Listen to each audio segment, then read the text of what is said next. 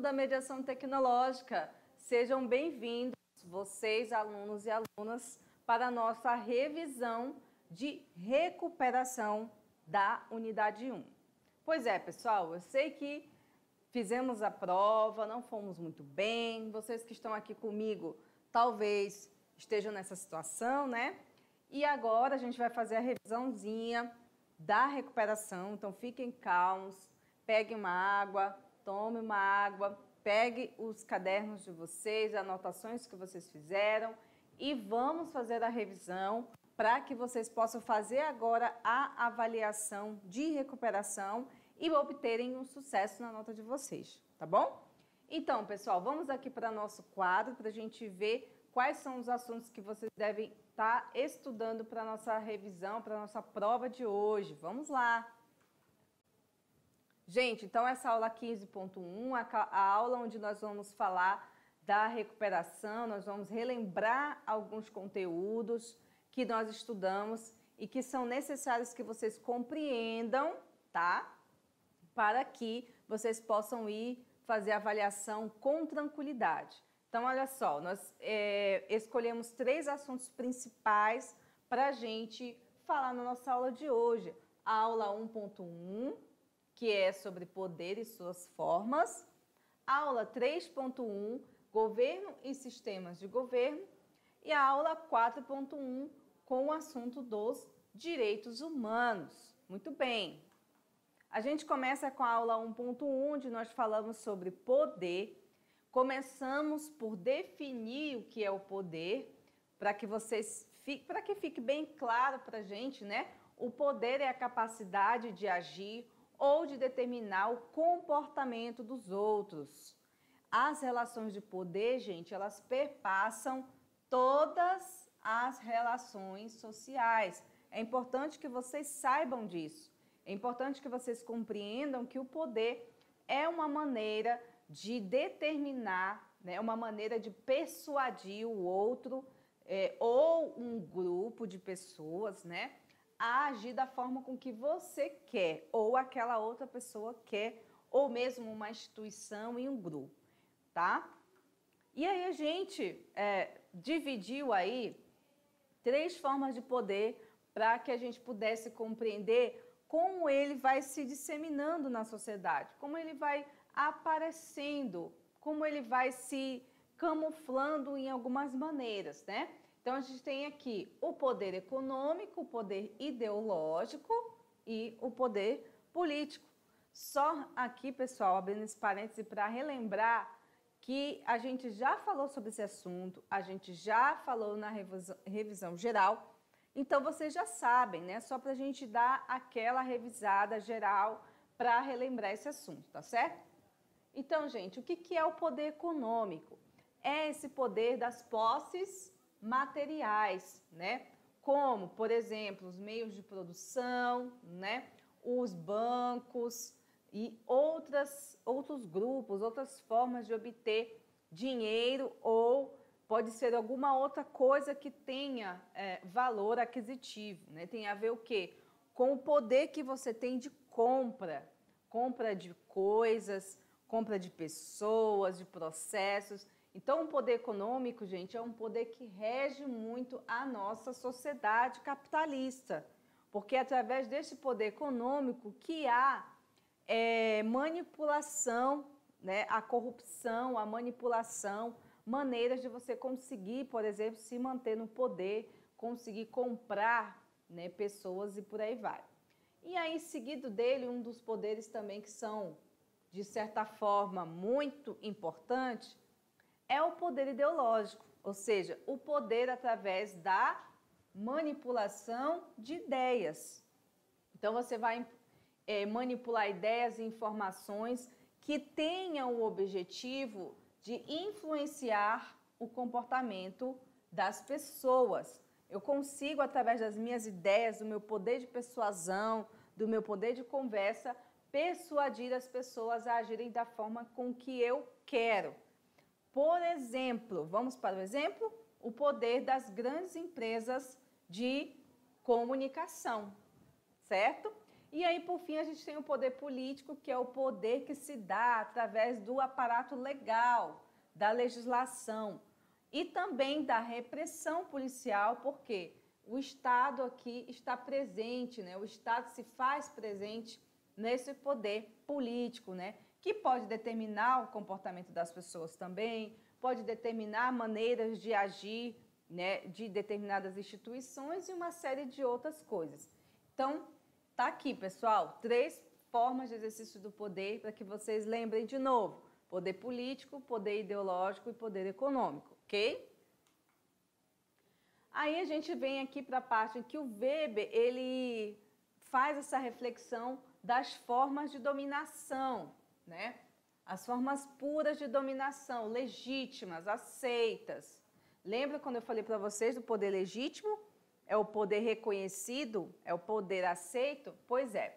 Então, a gente tem aqui, ó, formas de dominação legal, forma de dominação tradicional e a forma de dominação carismática. Lembram aí que nós falamos?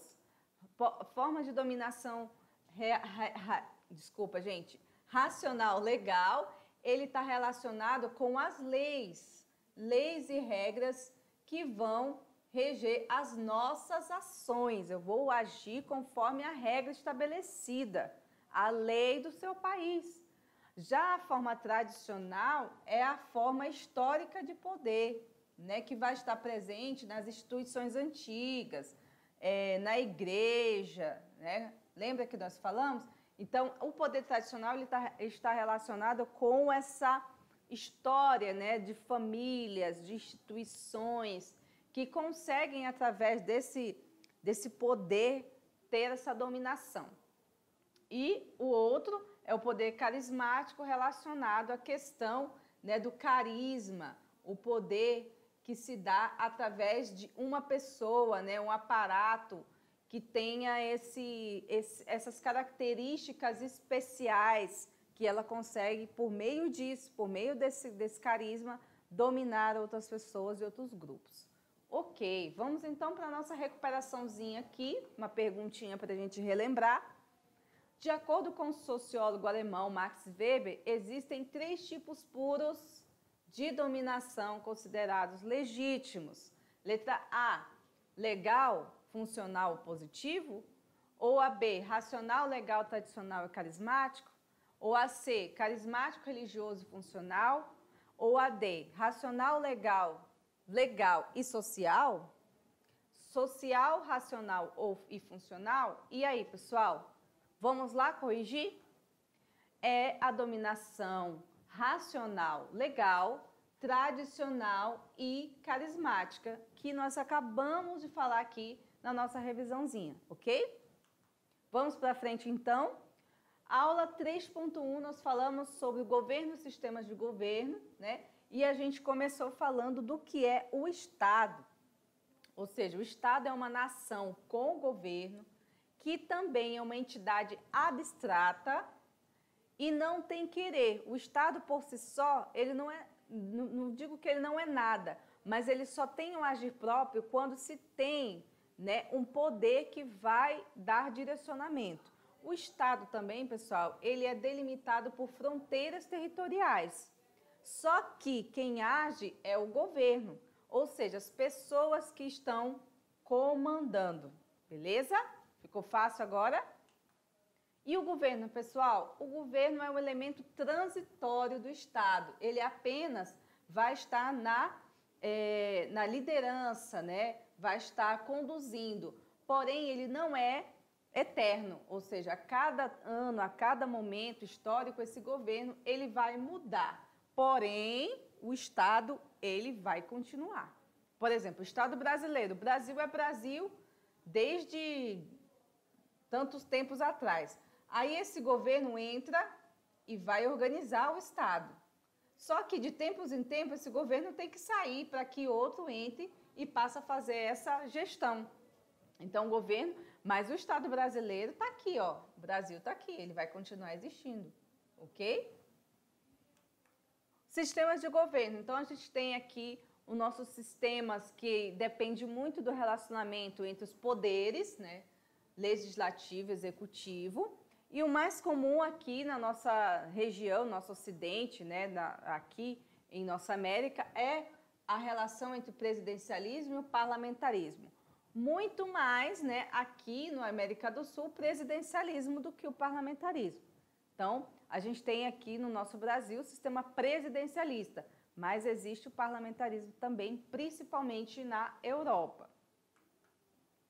Então, gente, o que é o presidencialismo, né? Como é que se caracteriza o presidencialismo? Se caracteriza por eleições presidenciais, direta ou indireta, e o presidente exerce duas funções, que é a executiva, acumulando a chefia de Estado e a chefia de governo. O presidente tem poder de escolher os seus ministros e há, sim, uma independência entre os poderes, vistos que a eleição do executivo, né, existe a eleição para o executivo e para o legislativo. Mas vocês perceberam aí que não existe eleição para o judiciário. O judiciário é outra carreira e funciona com outras regras. O parlamentarismo, a diferença dele é que há uma forte interação também entre os poderes legislativo e executivo, porém, né, o chefe de Estado, o monarca, ele exerce o poder diferentemente do chefe de governo. Então, a gente tem aqui o monarca como chefe de Estado e o chefe de governo, o primeiro-ministro ou chanceler, ok? Quem governa é o parlamento por meio do seu gabinete. E o gabinete é constituído pelo primeiro-ministro e os outros ministros que fazem parte do gabinete. Alguns instrumentos importantes nesse sistema é a responsabilidade ministerial e o direito à dissolução do parlamento. E aí o poder volta a ser apenas do monarca, beleza? Fica concentrado apenas nele. Bom, vamos para a atividade. Um povo que depende do governo para se manter vivo é um cordeiro que depende do lobo. A partir da análise do contexto apresentado acima, pode-se inferir que a sociedade é independente do governo quando há projetos sociais de transferência de renda, o povo não necessita do poder público para resolver os problemas da sociedade, a permanência da desigualdade social mantém o povo subjugado a um estado paternalista, ou o povo confia em um governo paternalista pois está comprometido com o bem-estar social, ou os benefícios sociais são importantes para o povo viver sem o auxílio governamental. Essa pergunta, pessoal, a gente já fez aqui durante uma das nossas aulas, então não é tão difícil de saber a resposta, né? Vamos lá? É a letra C, pessoal. A permanência da desigualdade social mantém o povo subjugado a um estado paternalista. O que é o estado paternalista, pessoal? O estado que vai prover as necessidades da sua população, né? E aí quando fala de paternalista, dizendo assim que é o pai, né? Que funciona como se fosse uma espécie de pai para as pessoas, que é um dizer muito comum aqui na nossa América do Sul, no nosso Brasil, falar de estado paternalista, ok? Vamos para a aula dos direitos humanos, aula 5.1. Aí a gente vem direto para as características que se tem dos direitos humanos. Então, os direitos humanos, ele tem a característica de ser histórico, porque os direitos, eles nascem, se modificam e às vezes desaparecem. Isso vai depender muito do movimento da história, das revoluções, né, dos paradigmas que vêm ocorrendo no mundo. Então, por isso, a característica dele também é de ser histórico. Universal, porque toda pessoa humana é sujeita dos direitos que estão estabelecidos lá na Carta da ONU. Ele é indivisível porque não admite o seu fracionamento, não há como fracionar direitos, pegar um pedaço, um quilo, uma parte, né? Ele é inalienável porque não há impossibilidade de transacionar ou comercializar direitos. Tá? Eu vou lá para a feira, lá vender o direito. Pessoal, quem quer aqui comprar o meu direito à saúde? Estou vendendo aqui por R$5. Não existe isso, né? E ele é imprescritível, ou seja, ele não prescreve, né? Não existe um tempo X para você acessar e dali por diante você não tem mais o direito humano. Na verdade, ele vai sempre existir enquanto você existir, né? Enquanto as pessoas existirem. E aí, a gente tem a dimensão dos direitos humanos aqui, que é a dimensão da liberdade, da igualdade e da fraternidade. Não sei se vocês perceberam, são as palavras importantes da Revolução Francesa, né? Liberté, égalité e fraternité. Isso acompanhou a evolução das discussões dos direitos humanos. Então, a gente tem aqui o direito principal, mais buscado, perseguido pelos direitos humanos, é o direito à liberdade, né? Que acompanha os direitos civis e políticos, então eles vão estar sempre atrelados. O direito à fraternidade, à igualdade está relacionado com os direitos sociais, que é a casa, moradia, né, moradia, saúde, segurança, diversão, então tudo aquilo que abrange a qualidade de vida do indivíduo. Já a liberdade tem relacionado com o direito de ir e vir, direito à crença, né, a professar uma fé, direito a discordar, direito a protesto, está relacionado tudo com o primeiro direito da liberdade. E o direito da fraternidade, direitos coletivos, direito ao meio ambiente seguro, direito à existência das etnias indígenas, por exemplo, direito a essa pluralidade, diversidade, né, sexualidade, enfim, está nesse sentido aí, tá certo? E aí a gente tem o guardião desses direitos, que é a Carta da ONU, que está relacionada aos direitos humanos. A ONU é a Organização das Nações Unidas, que surgiu no final da Segunda Guerra Mundial, né? Vamos aqui para uma pergunta para a gente só reforçar esse conteúdo, tá certo? De acordo com a Declaração Universal dos Direitos Humanos, é correto afirmar que todo ser humano tem capacidade de gozar os direitos e liberdades estabelecidos na Declaração Universal dos Direitos Humanos sem qualquer distinções? B. Os direitos humanos somente serão exercidos em países que assinarem o Tratado da ONU? Será? C. A escravidão ou servidão, bem como o tráfico de escravos, só serão mantidas em países cuja prática de escravidão é considerada um dever religioso? Ou D. Todo ser humano tem direito à liberdade de opinião e expressão. Este direito inclui a liberdade de, sem interferência, ter opiniões e de procurar perceber e transmitir informações e ideias por quaisquer meios, desde que dentro das fronteiras do seu país de origem. Ou a E. Direitos humanos não são para todos, são limitados por localização geográfica, dependendo da cultura do país. Vamos para a resposta correta.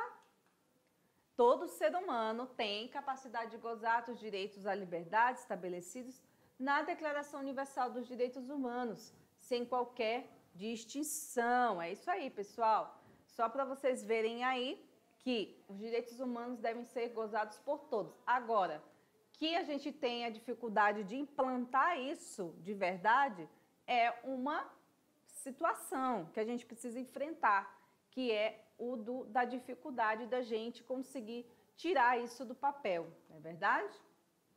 Bom, essas aqui são as nossas referências da aula de hoje. Bom, pessoal, agora é hora da avaliação, tá? Desejo sucesso para vocês, atenção nas perguntas. Nós temos algumas questões que são de escrever, vocês precisam, né, desenvolver a ideia de vocês. Então, não tenham medo de escrever, não tenham medo de errar, releiam a pergunta, façam, né, um pré-escrito ali para vocês verem. Então, assim, tenham cuidado, agora é a hora da recuperação, é a hora que vocês precisam prestar bem atenção em tudo isso que eu falei para vocês. Atenção nas perguntas e atenção nas respostas, tá certo? Então, pessoal, força aí, vai dar tudo certo e eu encontro vocês na unidade 2, tá bom? Um abraço e até mais!